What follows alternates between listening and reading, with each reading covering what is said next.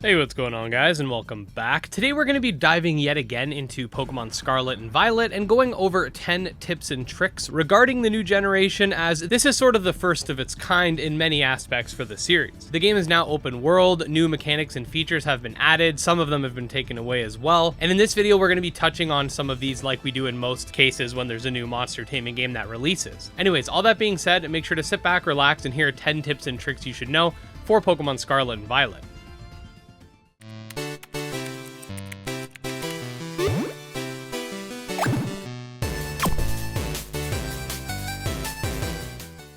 Number 1, auto battling pros and cons. Alright, so the auto battle feature in Pokemon Scarlet and Violet is pretty neat in that it'll let you battle against Pokemon and gain XP without actually transitioning into the fight sequence. There are various factors that play into the success of auto battles, but mainly when you have a type advantage or a level advantage, you'll generally win against the Pokemon you're fighting. This is nice for when you just find hordes of wild Pokemon and want to gain some juicy XP from them. That said, these auto battles are not without their disadvantages, especially when leveling is concerned. Pokemon leveled up during an auto battle will not learn moves or evolve for some strange reason that in my opinion is just bad design. But do keep this in mind. You might miss moves and evolution, which can be regained by leveling up again in battle in the case of evolution, or relearning certain moves, but it's definitely annoying and you should really take this into consideration every time you use the feature.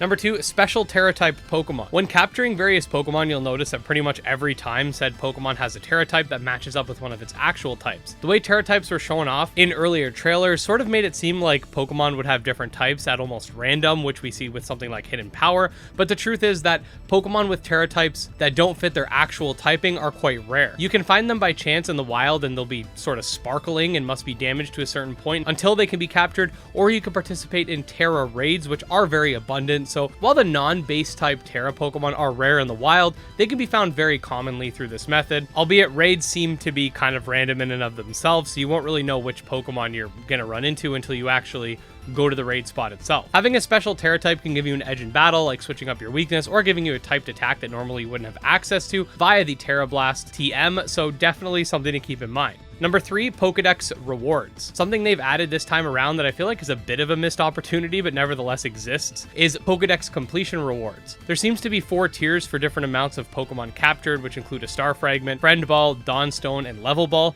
Not exactly the best rewards, and I do think there should be a lot more sort of leading up to that maxed Pokedex, but it's something to keep in mind.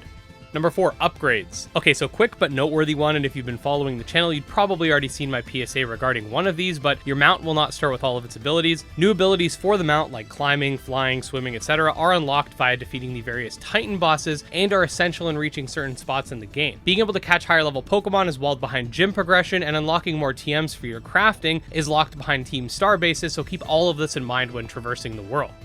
Number 5, TMs are not permanent. So yes, speaking of TMs, they're actually no longer permanent, which in my opinion is a huge bummer. Something cool they added, however, was different crafting items that Pokemon drop when caught and or defeated. However, in turn, they made TMs items in which need to be crafted over and over again, thus losing their permanence. Because of this, make sure you use your TMs wisely, as you'll have to put in a bit of work to get additional ones. Also notice that once you've received a TM in the wild or via an NPC, it'll be permanently added to the list of TMs you can craft. Number 6, special phone cases for Rotom. Okay, so another quick one that I already made a video on, but basically in Pokemon Scarlet and Violet, you could swap out your phone cases, and there are a few special ones you'll receive for having other mainline Switch Pokemon save titles. In order to unlock these, you'll need to speak with this lady near the base of the stairs leading to the school campus and exhaust her dialogue. There's a special phone case for Pokemon Let's Go Pikachu and Eevee, BDSP, Sword and Shield, as well as Legends Arceus. Number 7, level scaling. Alright, so this next point is about the game's level scaling, or should I say lack thereof.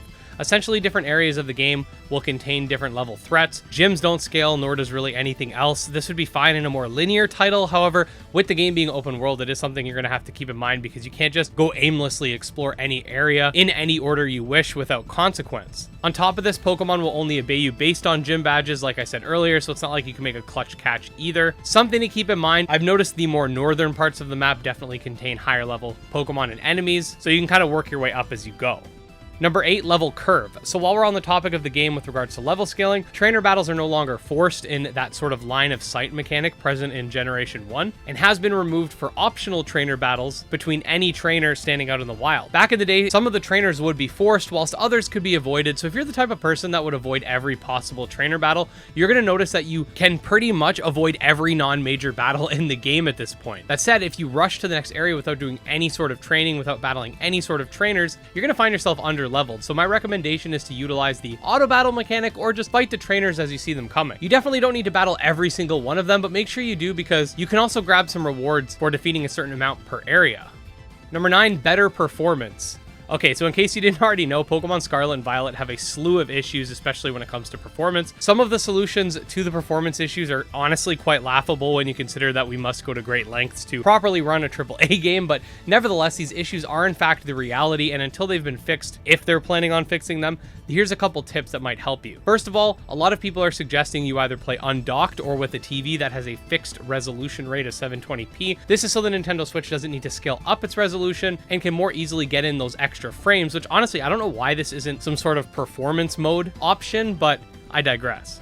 Another thing to note is that there's an apparent memory leak in the game that actually causes it to slow down the longer you've been playing in a consecutive session. This means that every time you put your Switch to sleep mode and start playing again, you haven't actually refreshed / patched this leak, and everything you've previously rendered is still causing the game to slow down and having more loaded at a time while playing. The solution is to close the application and restart it. That way the RAM is sort of reset. Like I said, honestly quite laughable, especially the people who are kind of coping by blaming the Switch. If you haven't played SMT5 or Monster Hunter Stories 2 or even Dragon Quest 11, these games, while not running perfectly on the dated hardware, have nowhere near the amount of issues, and it's a shame because I do think that Gen 9 brought some fun and interesting mechanics to the table, but now everybody's just talking about this performance, justifiably so, but are also kind of hyper-focused on it.